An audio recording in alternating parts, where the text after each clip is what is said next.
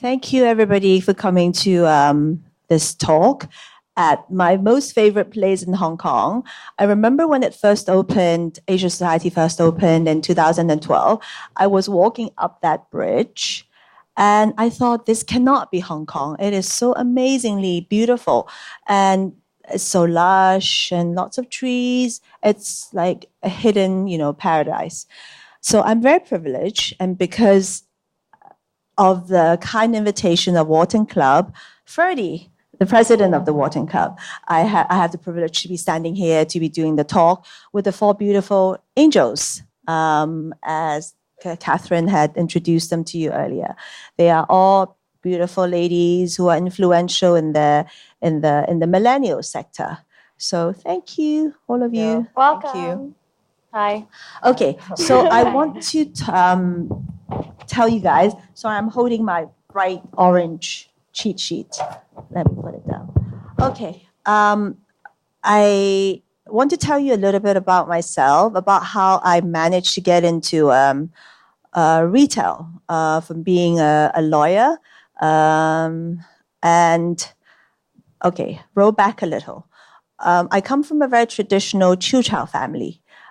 Chiu Chow, maybe some Westerners would not know what Chiu Chow is. It's a province whereby men are very male chauvinistic, and having daughters in the family, it's like unacceptable. I mean, until they have a son, they don't treat it as if they have children.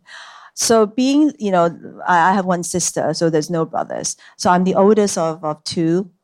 And, my grandparents had a lot of expectations on me and wanted me to be a professional.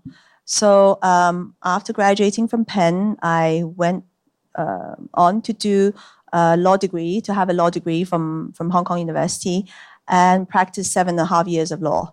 During that time, I've always wanted to pursue my passion of going into retail.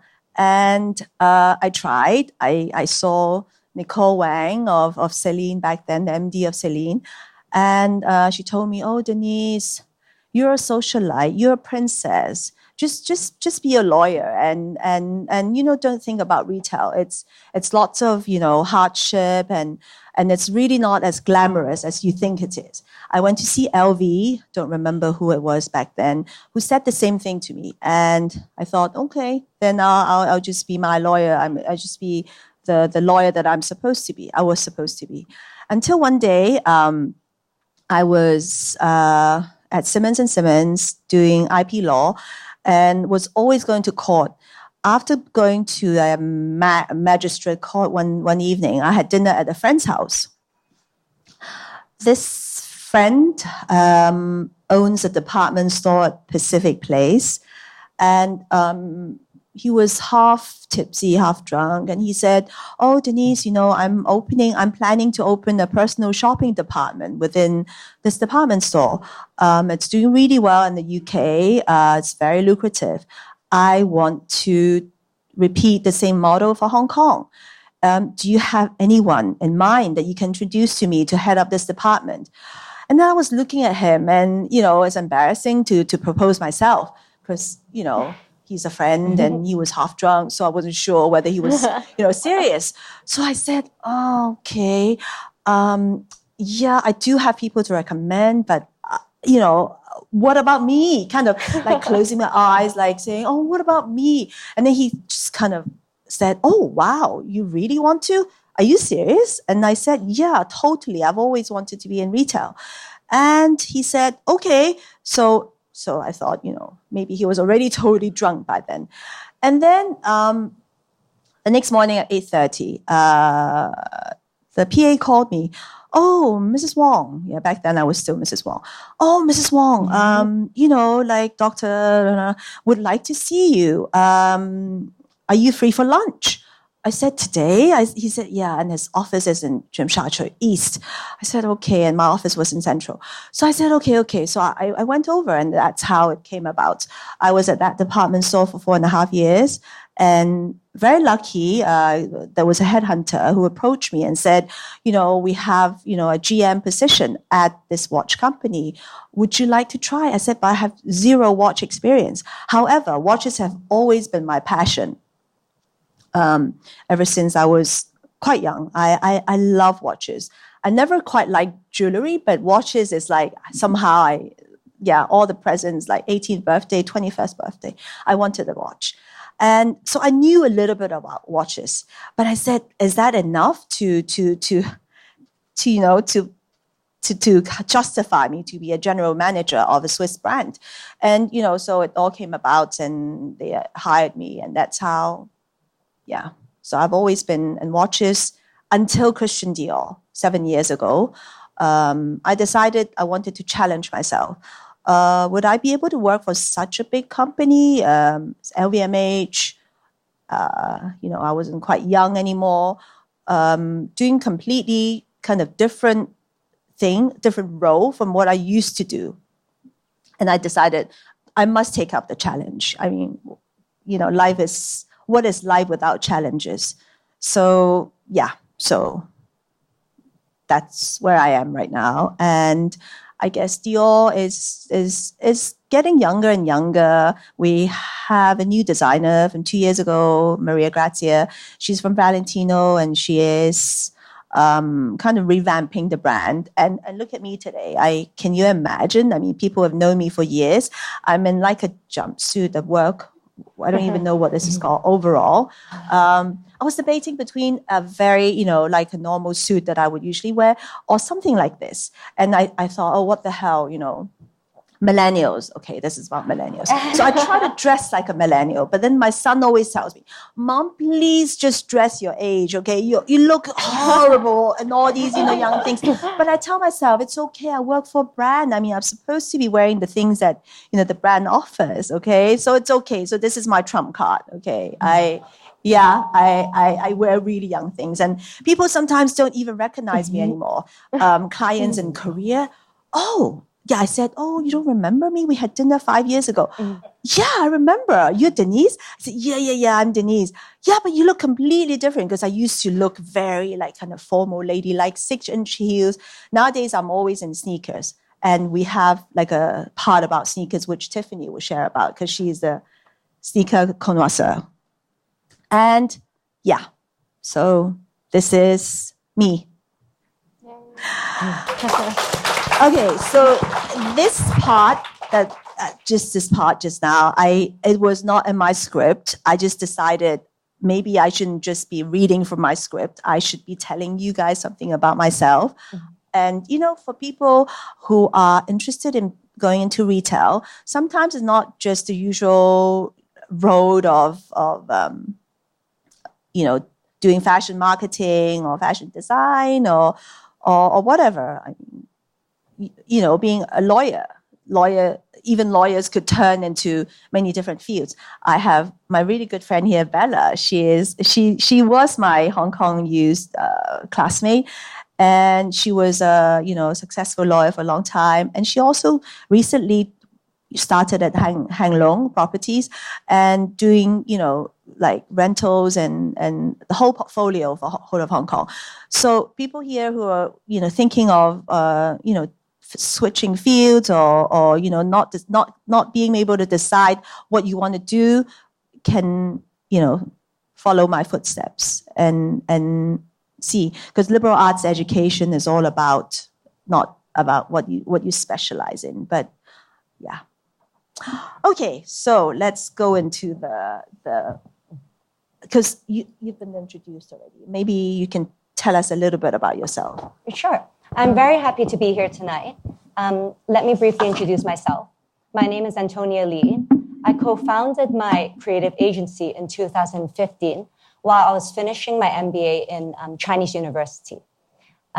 We were acquired by a company in China called PB Branding, and we had some interesting lifestyle and luxury clients, such as New World Development, Mandarin Oriental, and La Prairie. So now I've moved on to my biggest passion, which is luxury watches. And I serve as a client advisor for the Watchbox Hong Kong. We buy, sell, and trade luxury pre-owned watches. Thank you. Thank you. Hi, guys. My name is Tiffany, graduated from London College of Fashion. So after my graduation, I joined Hermes in Shanghai, working as a frontline salesperson. Shortly after that, I returned to my family business myself, overlooking at the overseas office, strategic planning, operation, and buying. 2.5 years ago, I joined Renee on Reveille by Renee, managing operations and business development. I am also currently starting my own streetwear brand. Stay tuned. Hi, everyone. I'm Renee Chu. I'm the founder of Reveille Eyewear, also known as Reveille by Renee. Some of you might have seen our cat glasses with the removable ears, the unicorn glasses, and our collaboration with the Minions last year.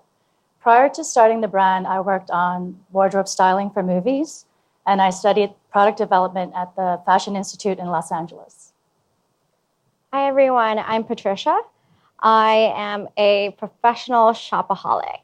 I shop professionally for a living and also personally. So previously, I was working at Lane Crawford as a buyer. I covered men's and women's department for China, Hong Kong, and Southeast Asia.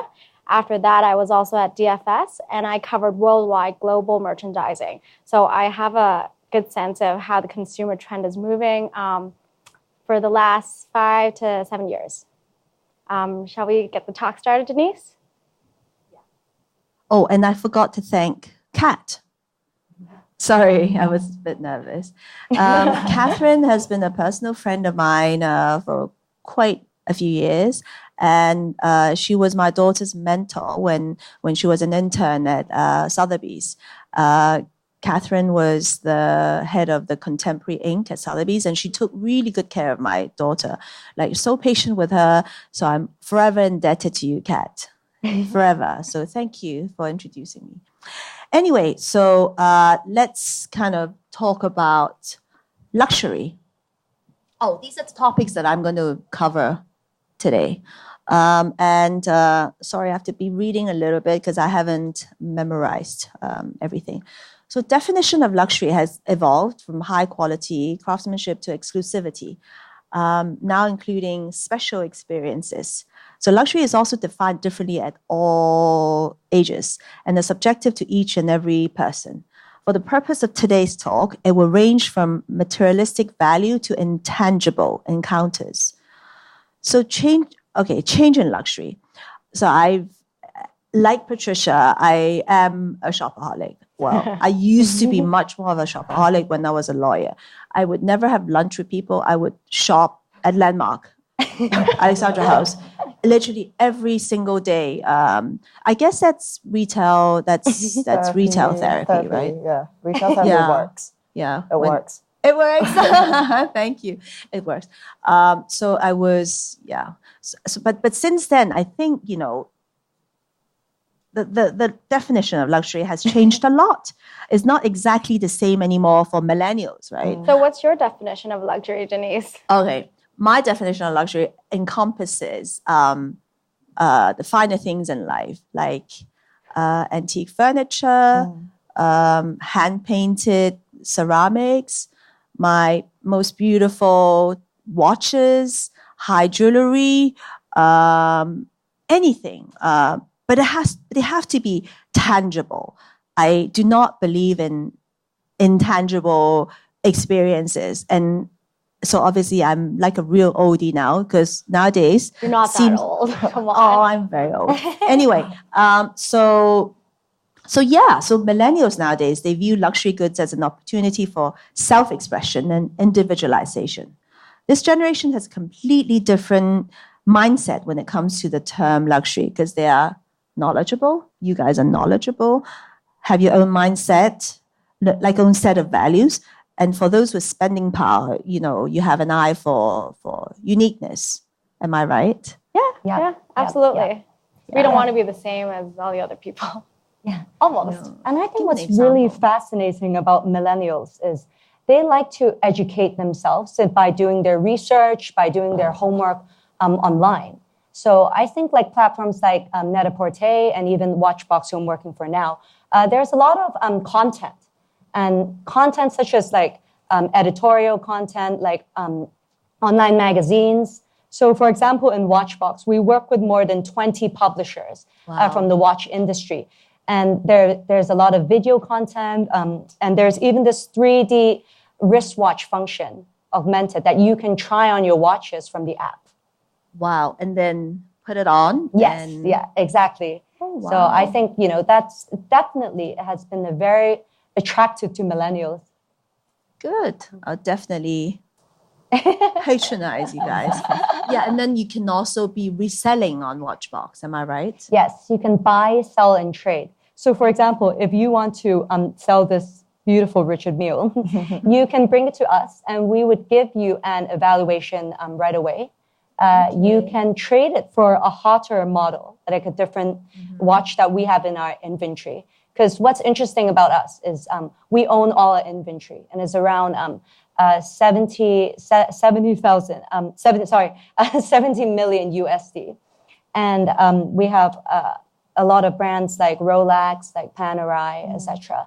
And you can trade it for a different model, or you can liquidate Even the really sought after models. Yes, anything in inventory. And if that's more expensive, then you should pay like the difference. Yeah. Interesting. Wow. Okay. Yeah. Let's talk more about that and the sustainability, the last topic of our talk.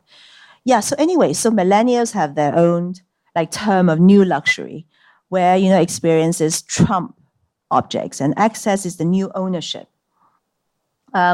Inspiration takes the place of 5-star service. So instead of just buying a product, this generation is buying into a lifestyle and community. So as companies begin to realize this shift, they're able to take advantage of the advancement in technology. So if you take out your phone and look at the Discover feed on WeChat or Instagram, these feeds are specially curated for you and for you alone. So the feeds would if I look at the person next to me, the feed would be completely different because our buying styles are very, very different. So these are really technologically advanced. And these, and then, beyond your mobile phones, companies are also trying to find other means to create a truly individualized experience, both online and offline. We're going to have another topic about online purchases. Okay, so I'm going to give you a few examples of luxury experiences. The first one is destination runway shows. As you probably know and you read from magazines and internet, you see a lot of brands like Fendi doing the huge fur show a few years ago at the Great Wall of China, and also LV doing a big show in Kyoto, and Dior just had a big show in Marrakesh. And we also had 2 shows. We also had another show 2 years ago in the desert near Los Angeles. It's phenomenal. I mean, it is okay. It happened to be my birthday on the day of the show at Marrakesh, so I felt like it's 550 people spending my birthday with me, and and then Diana Ross was singing, and loads of surprises. I mean, it's like, what do brands have to do in the future? Do we have to fly clients to the moon in order for them to be satisfied? I mean, what more? What more can we do? Honestly, it's like one after another. They do different, exotic, amazing things. But then, Renee, for example, what do you expect? Next time there's a show, what will wow you? What will make you... Well, I actually went to Capri last summer with Tod's and Hogan brand. Okay. And it was a group of Hong Kong and China influencers. We were there for 5 days. I was very happy to meet influencers outside of Hong Kong. And the time I spent with them, I learned a lot on how each and every one of them specialize in making special content on their social media. And it was that trip really wowed me. Okay. Ton, you go to a lot of events. Have you been to events abroad? You were just in Africa, I think, right? Oh, yes. That was not for brands. That was a charity trek, 100K trek. But one of my most memorable experiences was actually 10 years ago. It was our first fashion show. I went with my sister. And it was for the Chanel fashion show. And Karl Lagerfeld was actually in Hong Kong. So we were very lucky. Studio. Yeah, and we were completely blown away because the production was absolutely amazing. There was an Eiffel Tower that was hung upside down on the ceiling. The crowd was awesome, and it just made me so fascinated with the fashion industry ever since. What about Tiff? Have you been to any good ones? Yeah, I think it has to be the Hermes fashion show in 2012 in Shanghai. It was held in a very old historical building in Shanghai. They redecorated the whole interior design to decorations that were shipped from Europe. So models were walking on natural black sands around you. And so cool. yeah, and after that, they also have live performers to perform in the carnival-themed settings, as well as showcasing all their rarest and most prestigious items that they have ever produced. So I felt like this experience is like you became a participant of the show. At the same time, you learn so much of a brand. So, I mean, yeah, you learn something from this, but you enjoyed yourself so much within this as well. Yeah.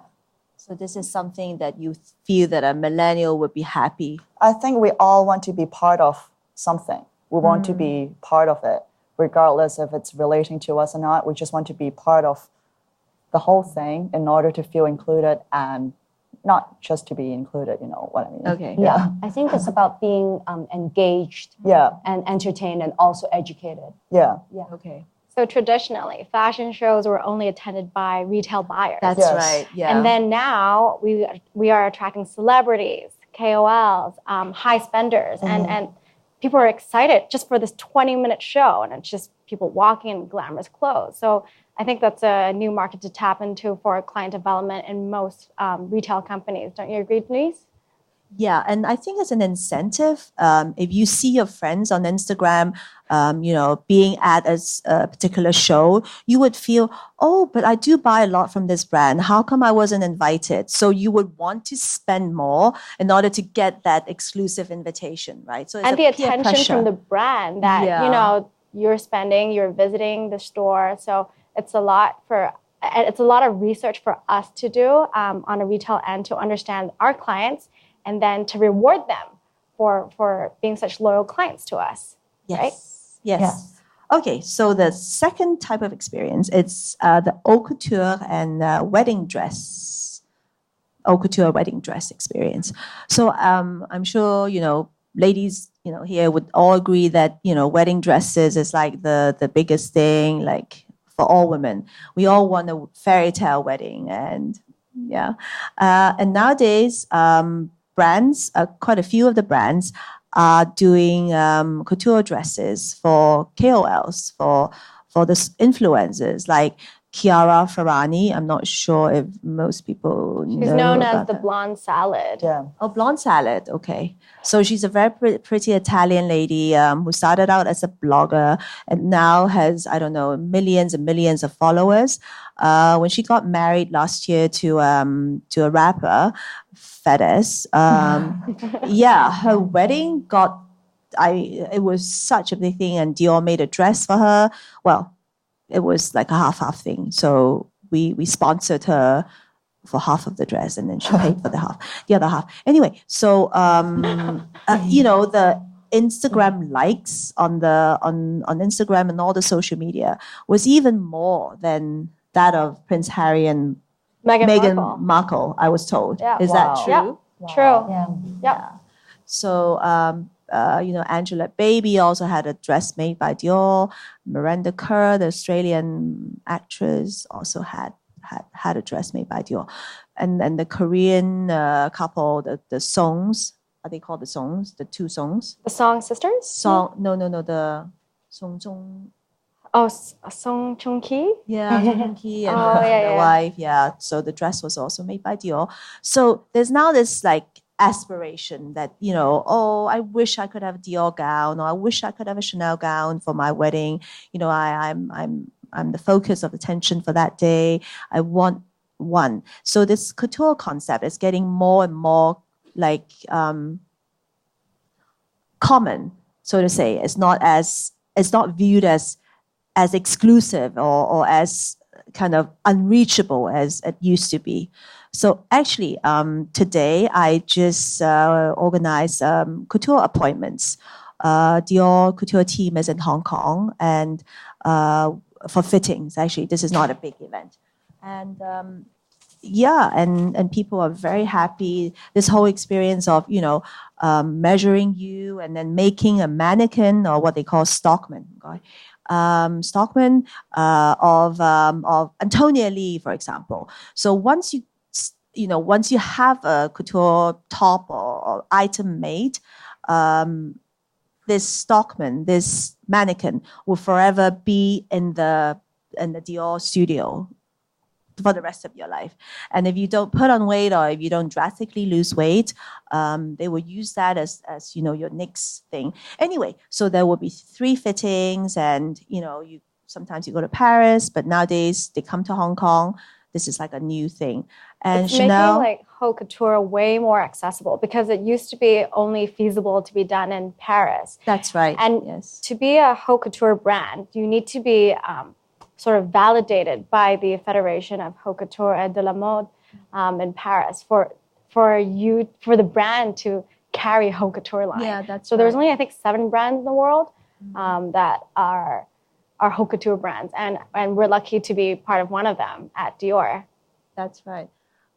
So this is like something that people dream about, and it's always good to have dreams. Third experience, personalization and pop-up stores. I dream about pop-up store nowadays because there are so many of them.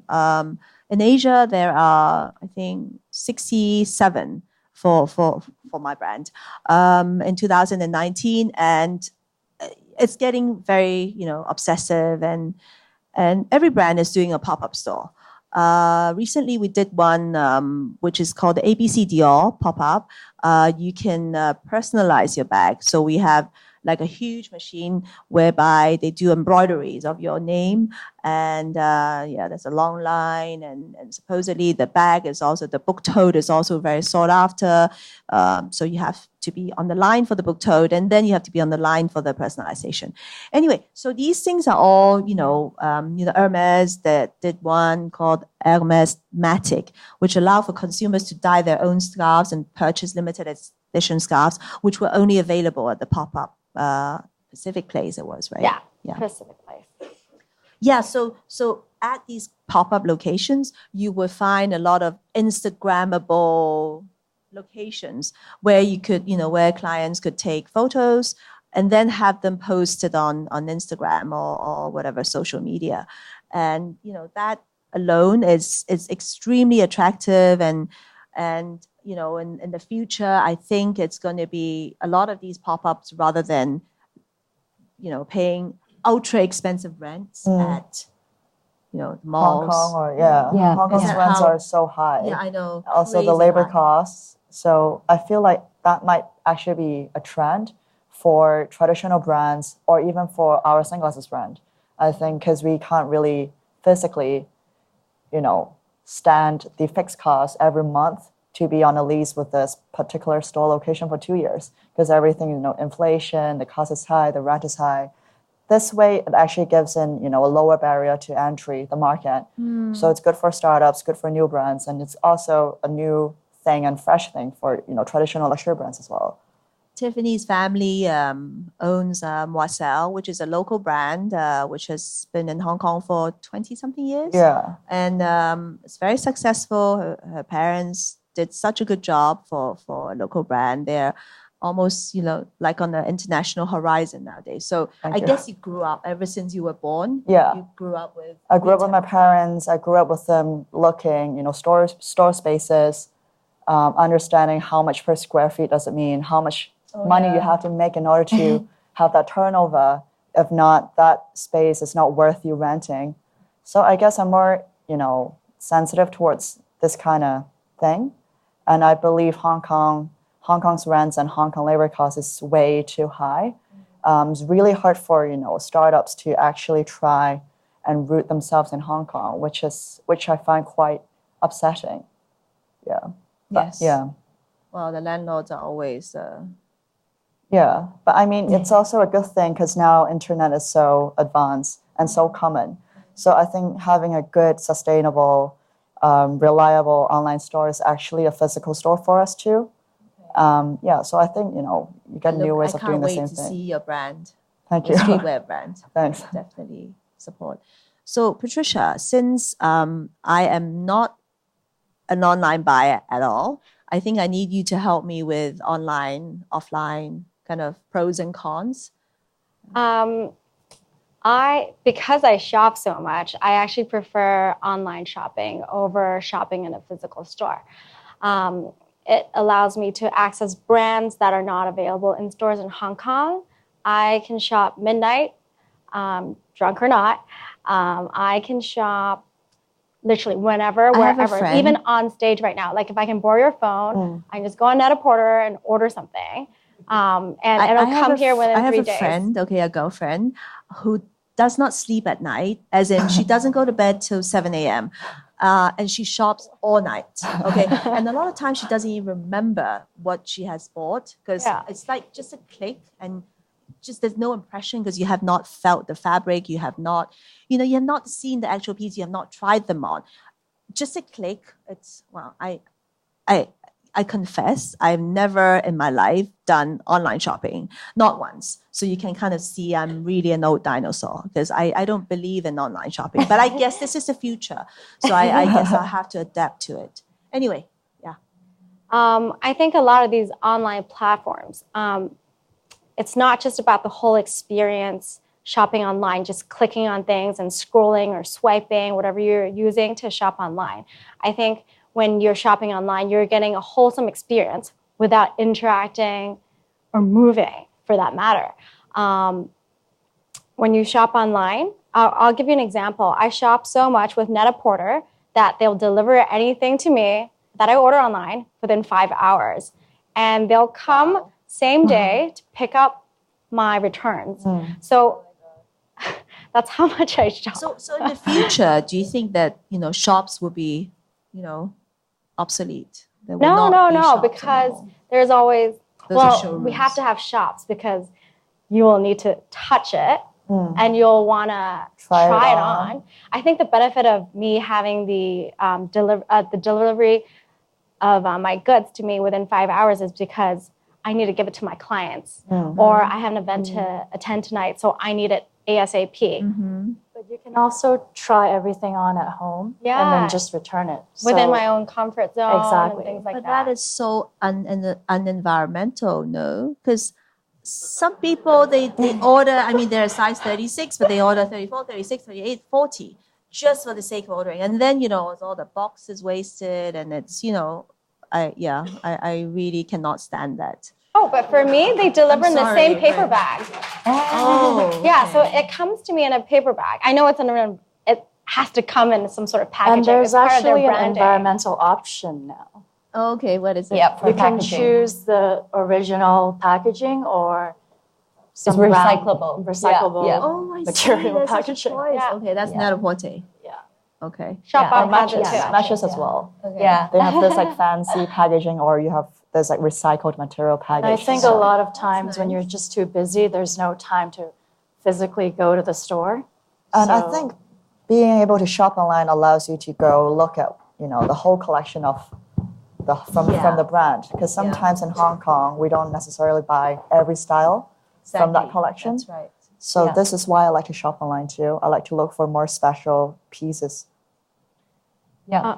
That might not be in Hong Kong. I think the other perk of being a shopaholic with, say, Net-a-Porter, Moda Operandi, Matches Fashion, they also offer you a personalized, personal shopper sort of experience. I'll give you an example. One of my friends actually shopped on Matches Fashion so much, they even helped her get Yeezy sneakers, which are super hard to find at the time. And I think that was like another perk to have with these online brands. Can you introduce your friend to me? I would love to know that personal shopper. You have a huge collection. Yeah. It's really, really hard to get, some of the sneakers. And then actually recently, I have a friend, she's here today. She was looking for the Nike crossover with Sacai, and Net-a-Porter only offered it to the VVVIPs to pre-order. And she was like, Pat, hey, I need these sneakers, but I don't want to line up. I don't want to like participate in raffles. Like, can you just order them for me?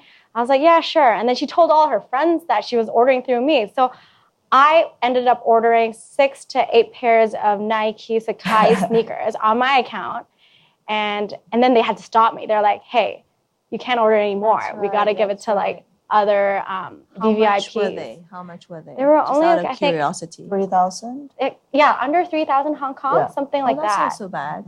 Yeah. Yeah, I think these collaborations are great in general. Like, especially those crossovers with sports lines.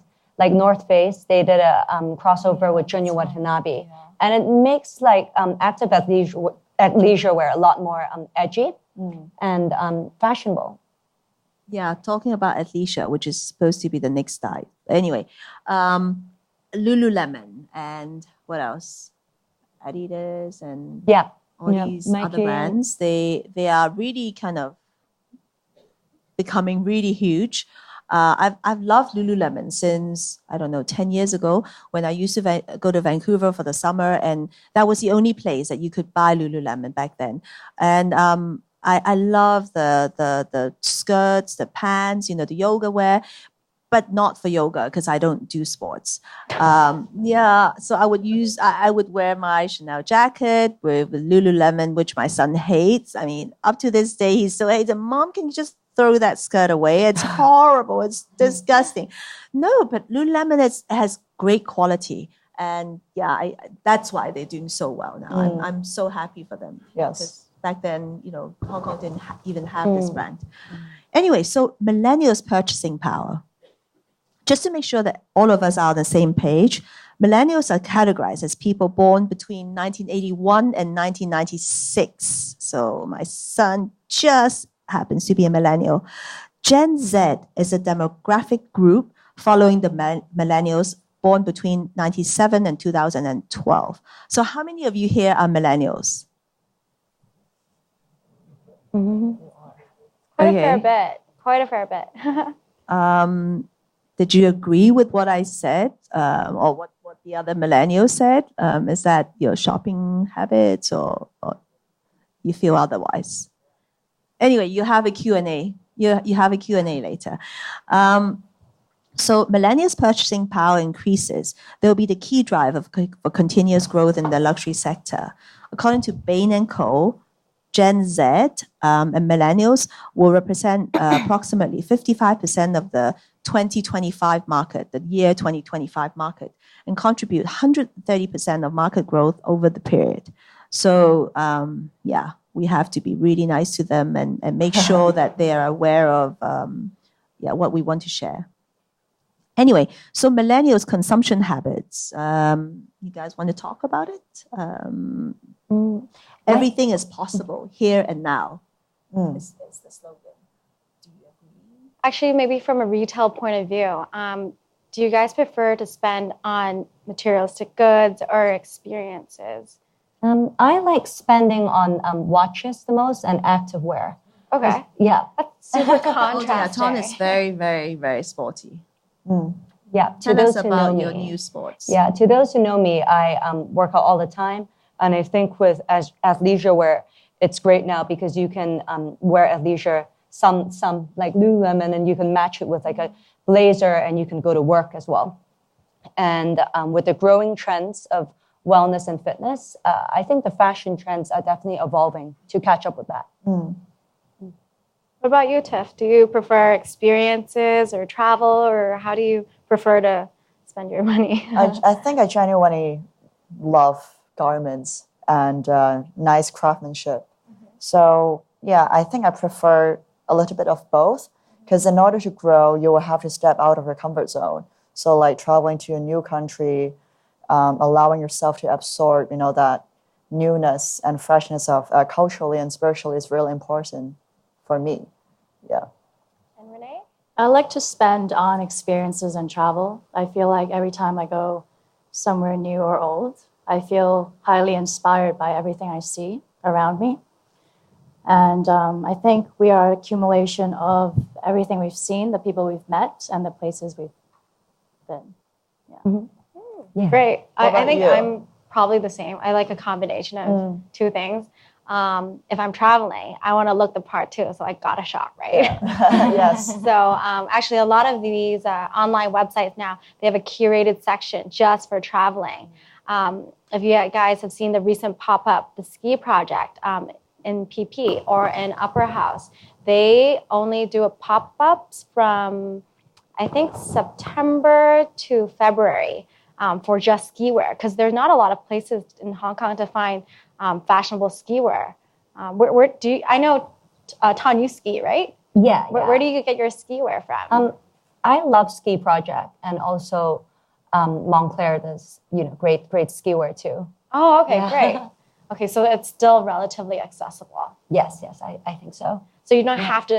So when you, let's say you go overseas to ski, you don't shop there, or how does it work? I shop there too. Actually, my loyalty towards ski brands aren't that strong, you would say. That's why I think it gives room to, let's say, Ski Project, because they bring in a lot of different ski brands and they can introduce them to people.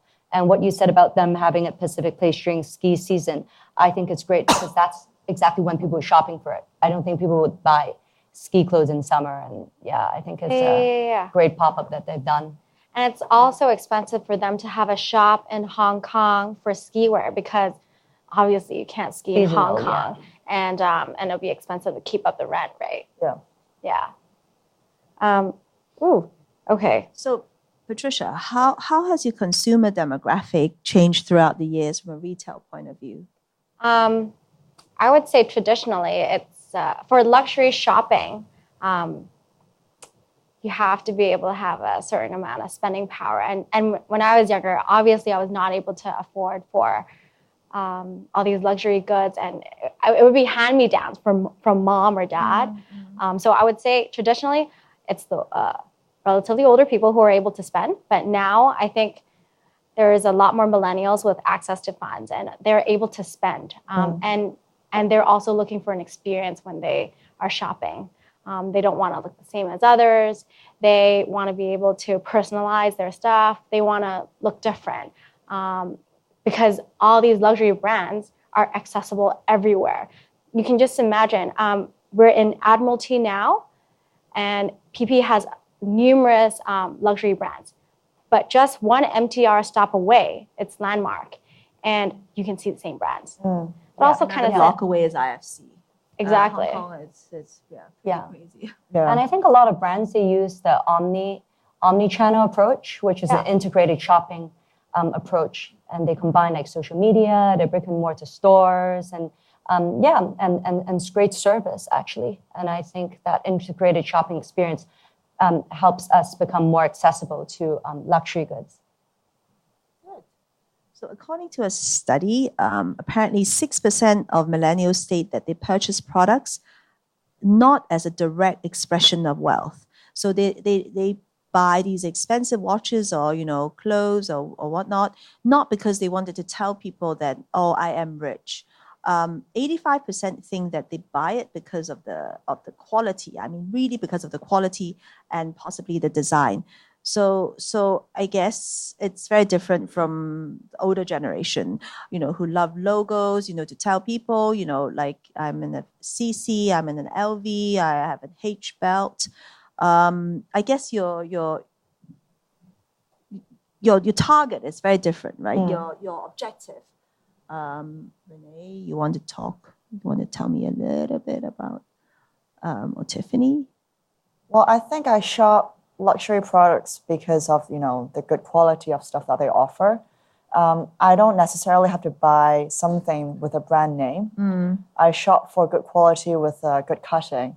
And normally these things comes under luxury brands because of how, we put in a lot of R&D. Yes, R&D, and they do have the money to produce, well-put garments for their customers, and they have more resources to understand what the market wants. So I feel like this is why it always happens to be luxury brands instead of, some sort of street brands. Right. Yeah. Right. But street brands nowadays, they are really phenomenal, right? Kim Jones with Supreme at LV. That was a huge success that brought, I think, the brand to the next level. They made huge money, and Kim Jones became so famous because of this, and now he's at Dior. Also doing a lot of streetwear, and that has helped Dior. To open Dior's up business. Open up a new market audience, perhaps. Definitely, yeah. New recruitment of new clients and younger clients. That's like our big objective. Like incorporating arts and fashion all together. We had a collaboration with Brian Donnelly, the artist for Cause, the best friends, BFF. And that was so phenomenal. People were queuing up to buy the $54,000 soft toy, which is, to me, that's insane. $54,000 for literally a soft toy. And there are 500 in the world, and they had all been pre-sold ages ago. So that's like art. I guess art and fashion, they are really it's part and parcel of each other and so closely collaborated. But I think it's also a branding thing for Dior to launch that, plush toy for 54K Hong Kong dollars, because I think only 2 months ago they launched on their own website for $300 without the Dior suit on the plush toy. So it's crazy, amount of difference in terms of the range and price. So I definitely think branding plays a huge part. When it comes to... And they also feel that maybe there's investment value that the dolls might go up in the future. Athleisure. We mentioned a little bit about that earlier with Ton. We know most of you work out and have a great sense of style for all occasions. What's the ballpark percentage of athleisure items you have in your closet? I think for me, it's around 40% and definitely growing. And because lately, for example, I've been very into trekking. I just did an 100K trek in South Africa with my good friend Tasha here, who's here too. And so one of the things that I do spend on is athleisure wear. So lately what I got was a Supreme camping set. And it was a collaboration with... Sotheby's. Yes. So by the Supreme Vault in Sotheby's, So it was a mag light. So these are camping lights, crossover with Supreme. And also a sleeping bag by North Face. And I think the cross-pollination between brands is definitely a good way of selling limited products and also keeping customers interested. And recently Chanel did a collaboration with, of all people, with Pharrell Williams. I mean, that's like a big surprise. $41,500 for a sweatshirt.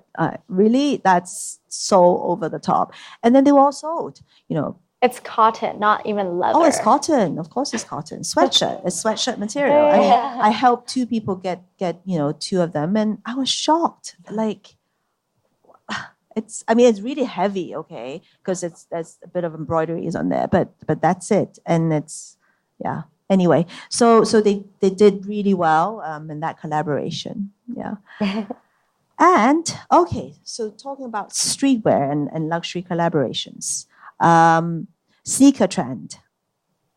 I can't help but tell all of you about how we at Dior, 4 years ago, when the pair of sneakers called Fusion came out, we literally all of us said, hallelujah. Because I used to be in 5-inch heels every day for 12 hours a day. And, my feet were literally dying. And with the birth of the Fusion, we were able to legitimately say, we're wearing Dior, and yet, they're sneakers.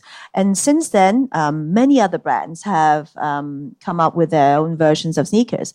Renee is wearing a pair of Hogan's, which I love because they are over an inch or maybe even almost 2 inches high. They're really high. As a hidden heel.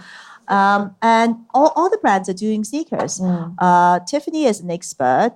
She has a huge collection. Maybe you can tell us a bit. I wouldn't say I'm an expert. I just enjoy buying sneakers so much more. I think I like to buy in sneakers because it's almost like a childhood memory thing. When I was younger, I had to go, buy magazines to understand the release dates of sneakers and where to get them and what are the up-and-coming styles of sneakers are going to be released. Now I feel like I'm chasing my childhood dreams because I can finally afford to buy all these stuff that I couldn't. On your own. Yeah, on my your own. own. Yes. Yeah. So That's amazing. yeah. Yeah. So, Patricia, from a retail point of view, with all these, countless collaborations, what are some of your favorite collaborations, and why do you think they're successful? Ooh, that's hard.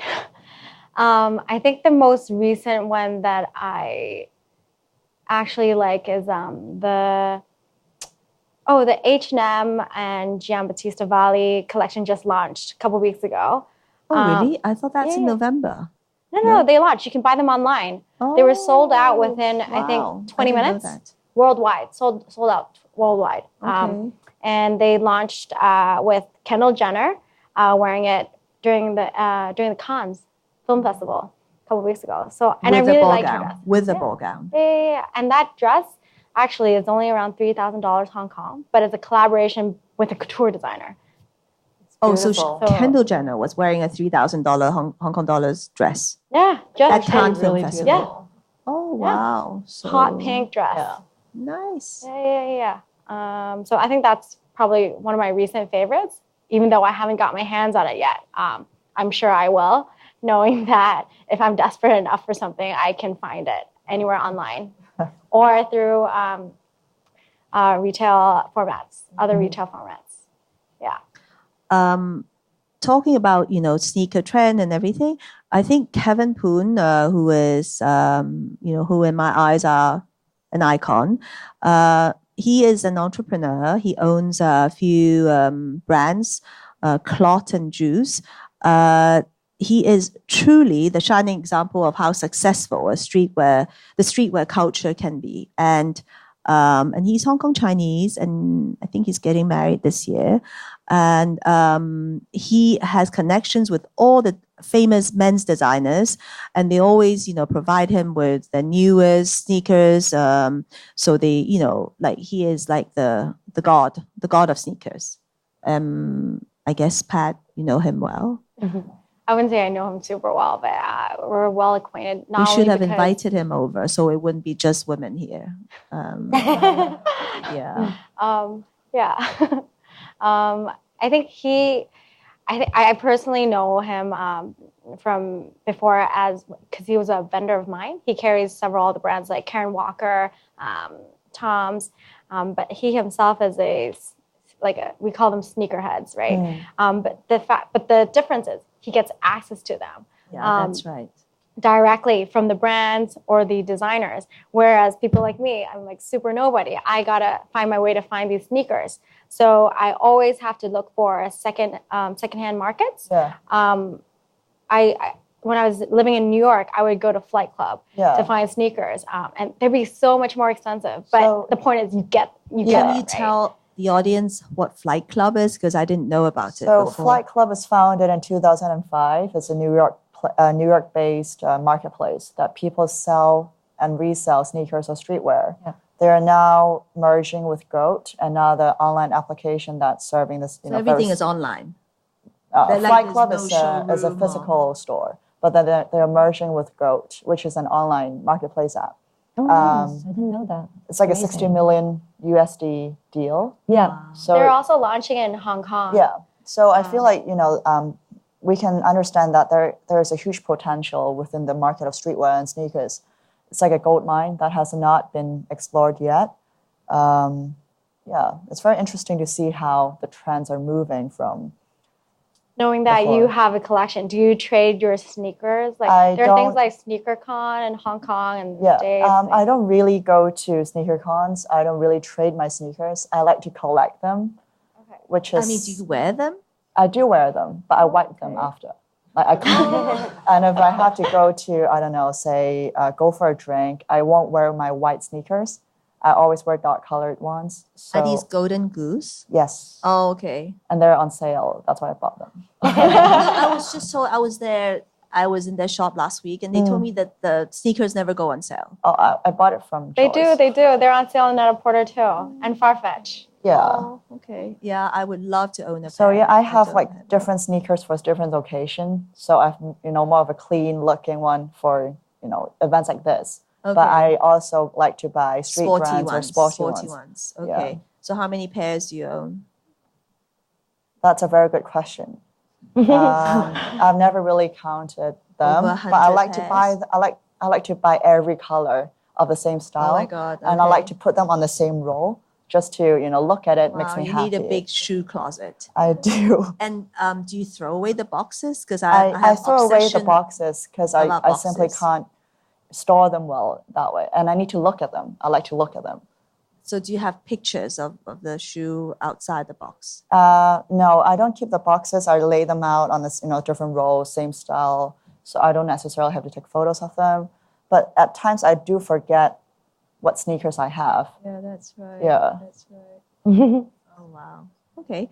So social media, that was a really new thing to me back in 2016. I was told by a KOL in Singapore, who's a close friend of mine. She told me, Denise, you don't have Instagram. Are you joking? So she, grabbed my phone and said, you have, I'll create an account for you. And thanks to her, this is like about 5% of my job right now. It's integral, and it's so important. People look at the Instagram posts of even their friends, not just KOLs, and they want to buy the item. You guys are the experts, because I always see you doing it for brands. Maybe Ton, you can tell me a little bit about social media and how it has kind of evolved. I think my journey of becoming a KOL was quite like a authentic and organic one, because after the millennium, I think all of us got quite used to sharing our lives online digitally. So let's say our lifestyles, sharing pictures of our friends, etc. So after Zanga, it was Friendster. Then it was Facebook, and with Facebook, with the album function, we can upload quite a lot of photos. And ever since Instagram blew up, because you upload one photo at a time, it became the perfect promotional platform for brands. That's right. Yeah, I only started my profile 6 years ago when I had Reveille. Yeah.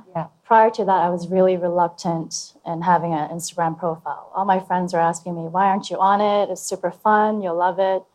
But I quickly gave in after starting my baby, because I realized having a presence on social media is super important for female entrepreneurs and having a brand.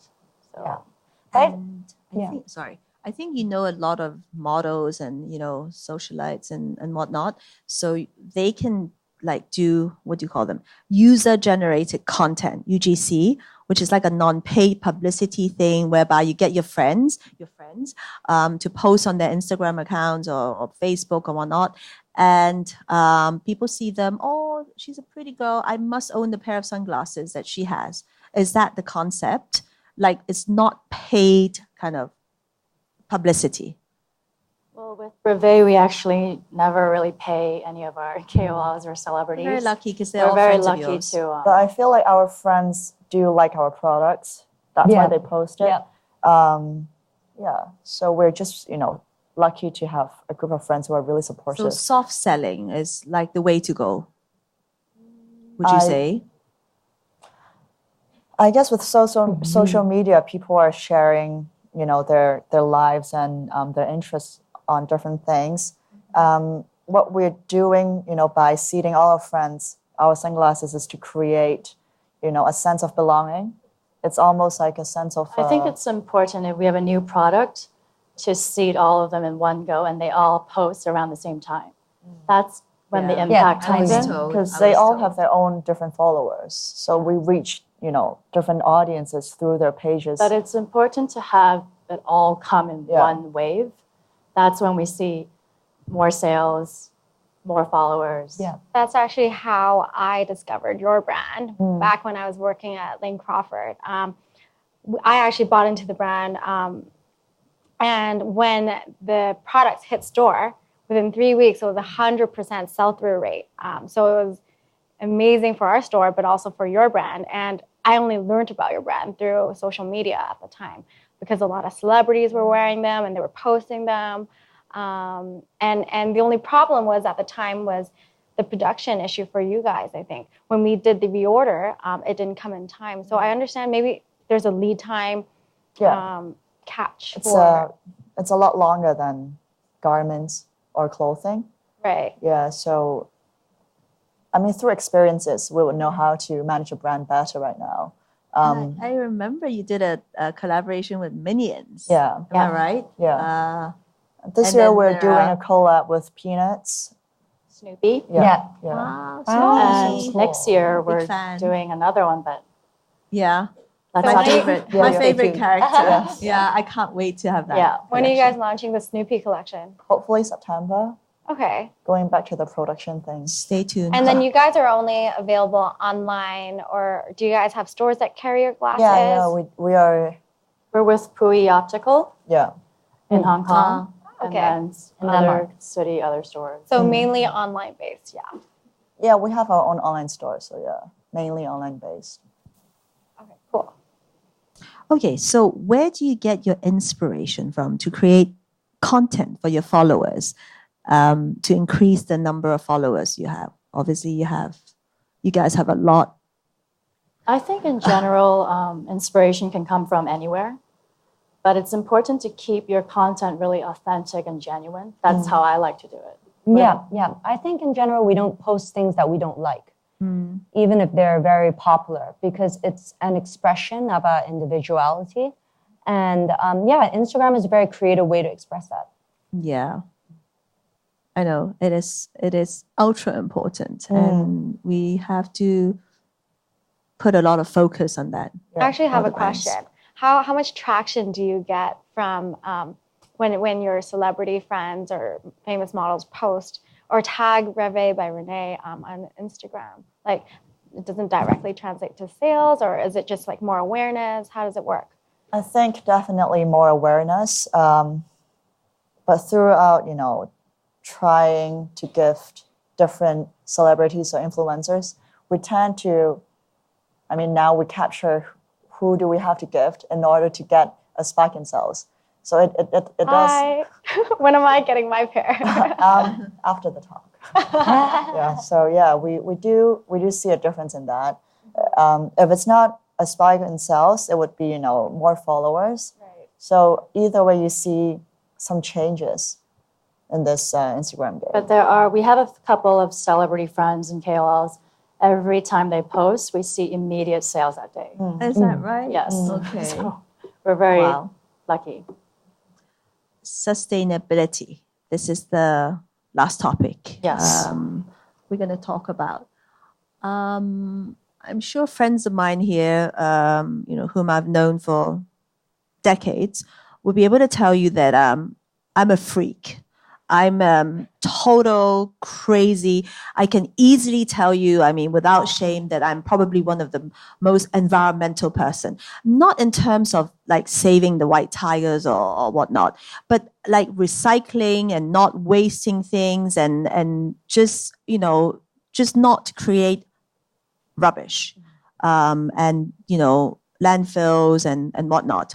I think this is a really big topic. I don't know if you guys have noticed the campaign called Enough Plastics, which have been driven by 60 singers and movie stars in the last week. I think this is like a very, very important thing. I think all brands should, be more aware of CSR, corporate social responsibilities, which unfortunately, I don't think some of the brands are practicing. Stella McCartney, it's very amazing. They really are so aware of this point. Pat, can you tell us about? So Stella McCartney is using vegan leather, and she's always been using vegan leather to produce her collections. I think with all of us being a little bit more environmentally conscious, I think the materials the designers are using are also more environmentally friendly, because they can last longer. So it'll be easier for us to store, and if we want to wear them for a longer period of time, it'd be doable. But it also depends on how we store it, right?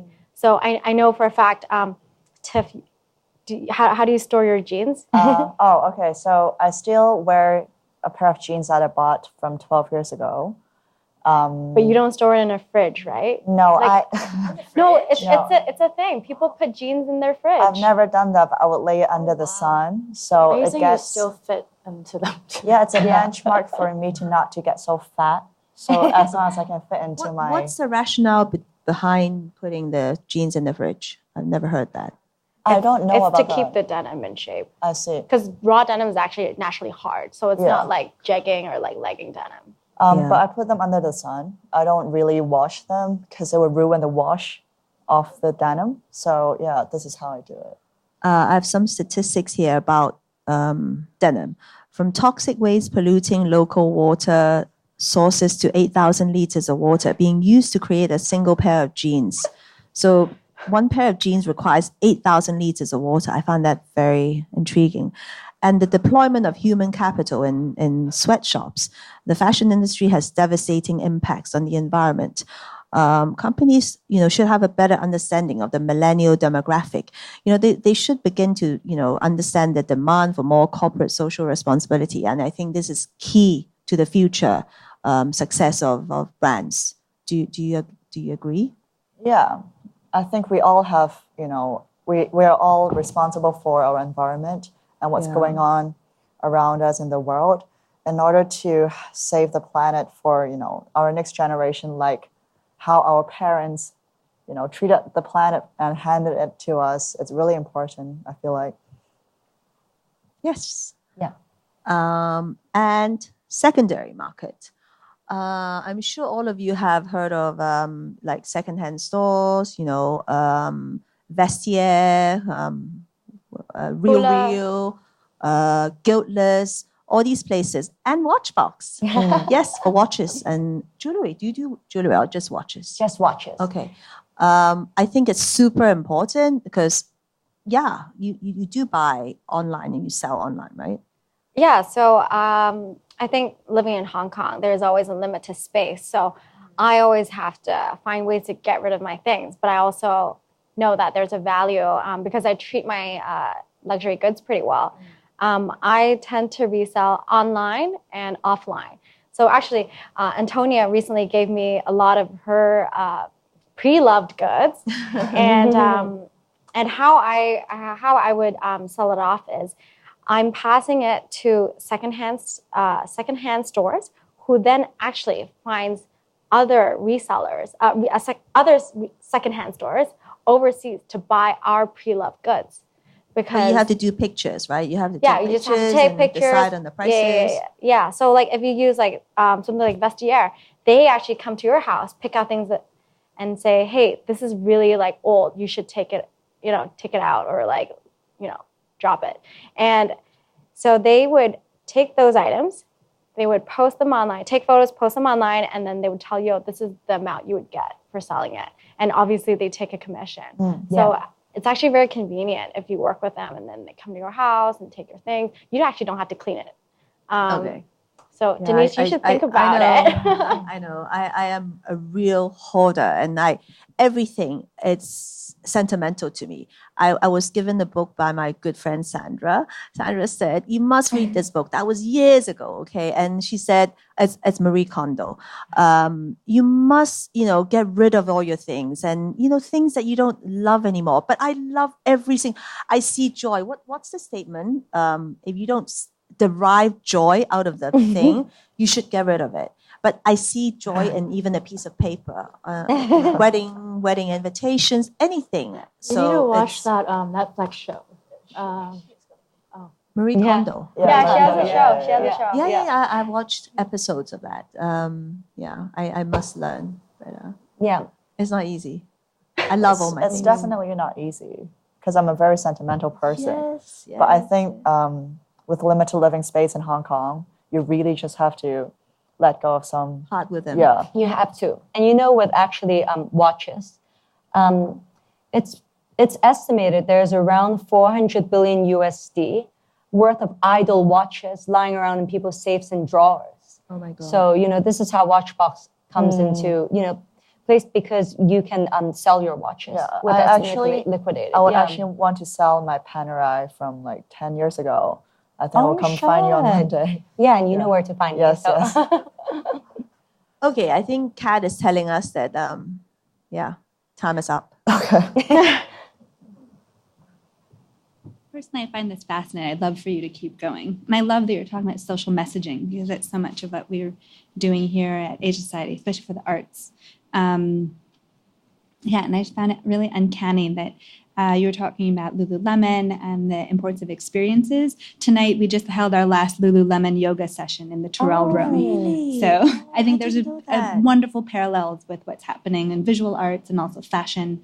So thank you so much. In the interest of time, I think we might have time for just a few questions from the audience. Is that okay? Anybody? Yeah. Hi. Nate, do you want to pass the mic?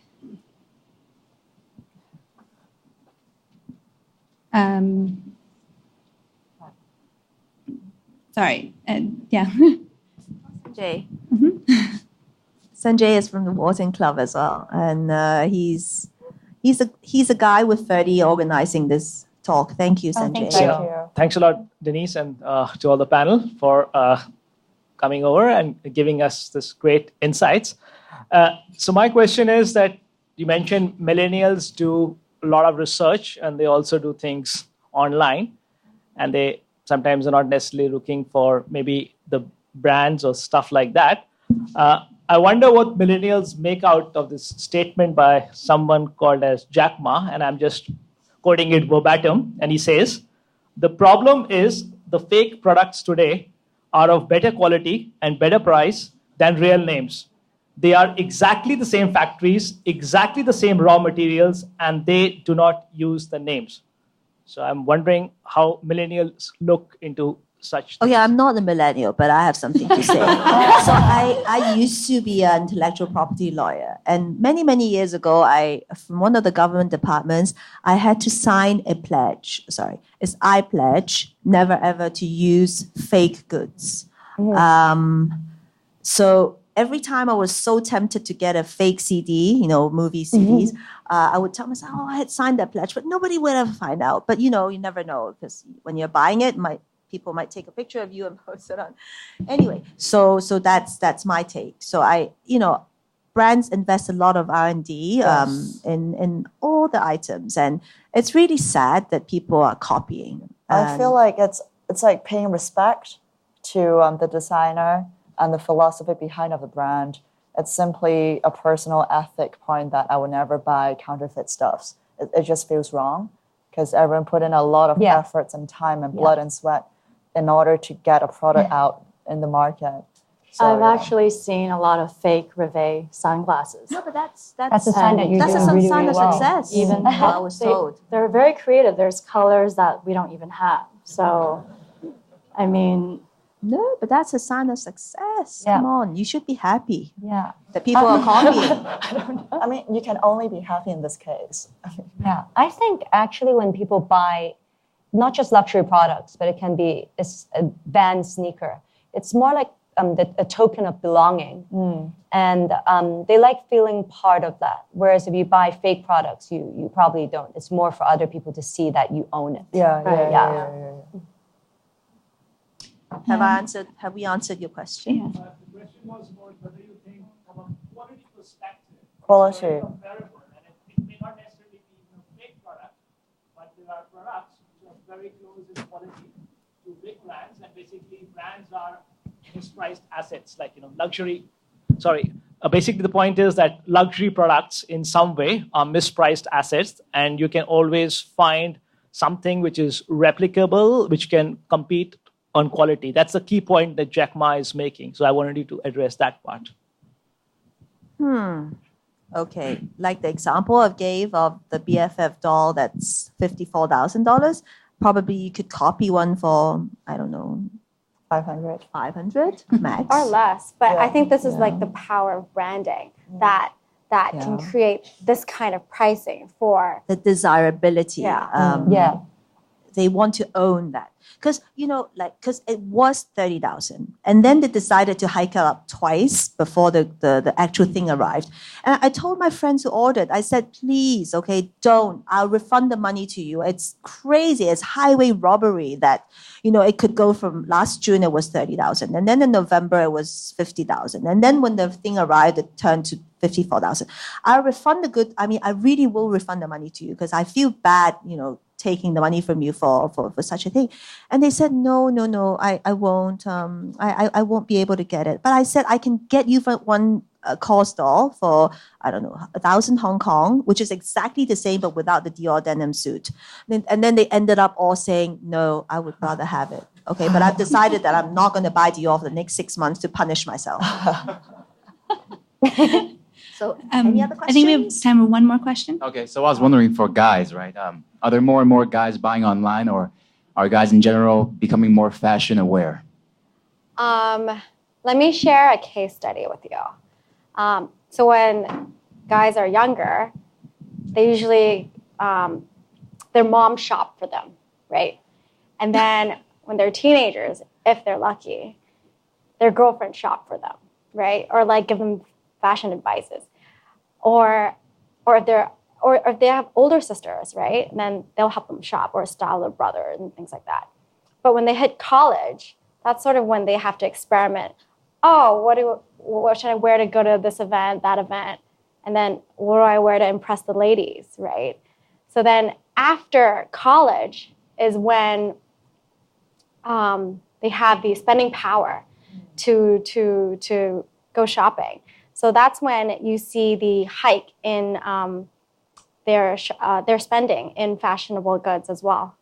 So I think after college is when they spend more on their own, right? And also social media does play a part in this. You see a lot of people sharing their outfits who want to try out new styles.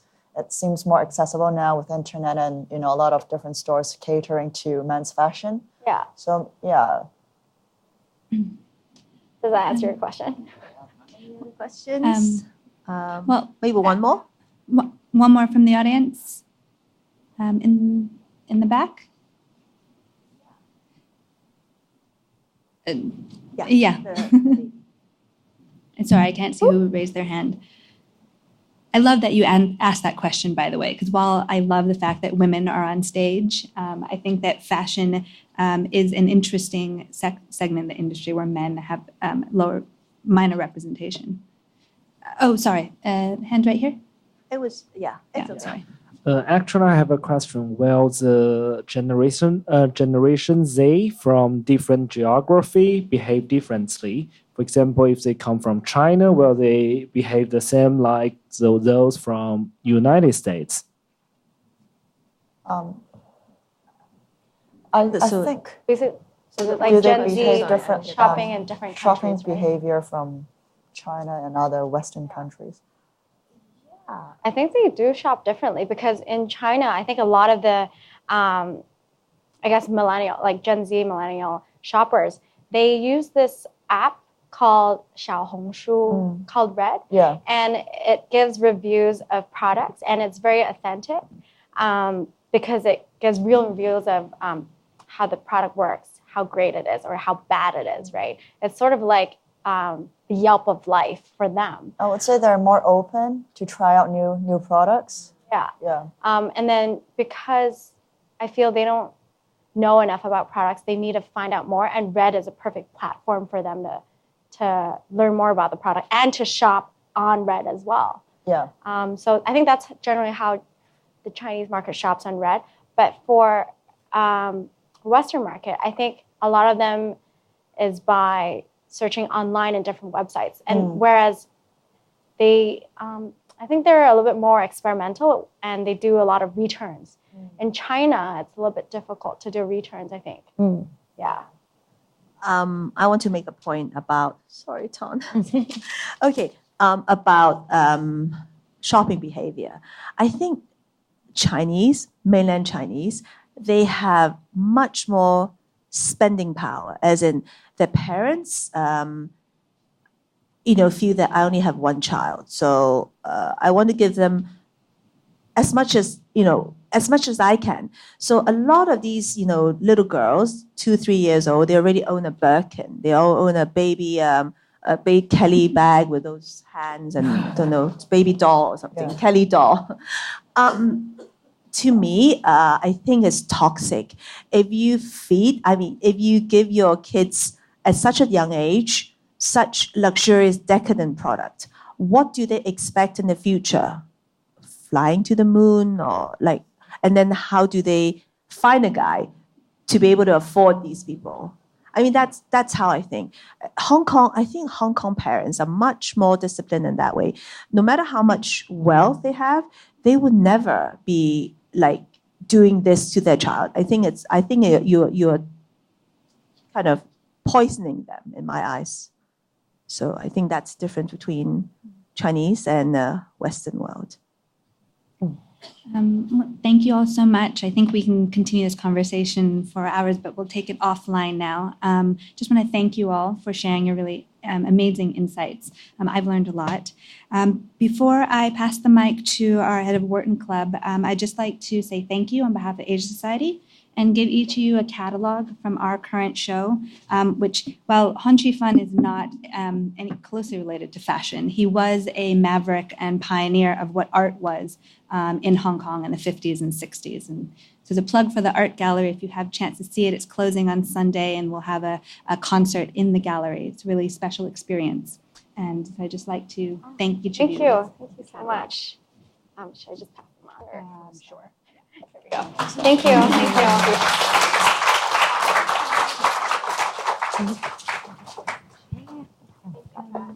you. Thank you.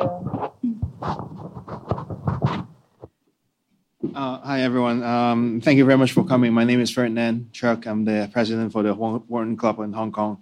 I just want to take this chance to thank everybody who is here. And I'm very excited to have learned so much tonight. And how should I say? I wish I were a millennial, but I will start to shop more online for sure. I just added one of you on my Instagram, so no, not really. So I just want to also take this opportunity to thank all the people from Asia Society, Nate, Anne, Alice, Vishaka, Kat, to put this event together. And I also want to thank Antonio, Tiffany, Renee, Patricia, and for being our panelists. And of course, I have to, on behalf of the Wharton Club and the Pen community in Hong Kong, I want to thank Denise for your valuable insight tonight. Thank you. So may I take this chance to give you a little, it's not a book, just a little.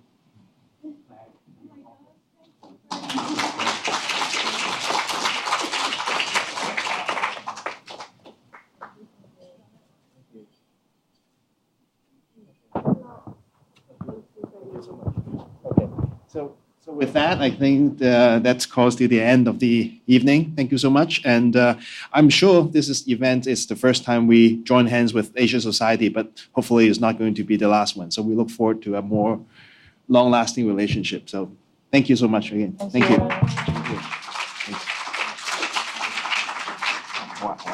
Thank you.